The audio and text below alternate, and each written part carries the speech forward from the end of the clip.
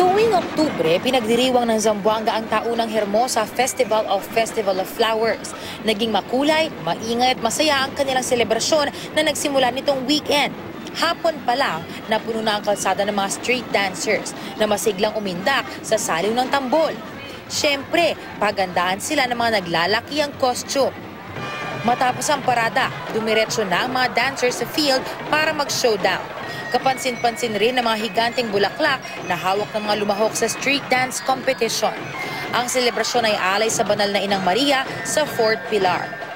Kinagabihan naman, nagliwanag ang mga kalsada dahil sa magagandang float na lumahok sa Parade of Lights. 14 na float ng iba't ibang grupo at pribadong organisasyon ang naghatid saya sa mga manonood. Iba't ibang kulay ng vinta na simbolo ng mga kapatid nating Muslim ang natunghayan.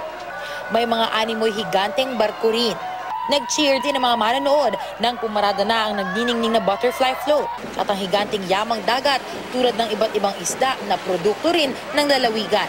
Halos 2 linggo magtatagal ang taunang pista. Isay Reyes, GMA News.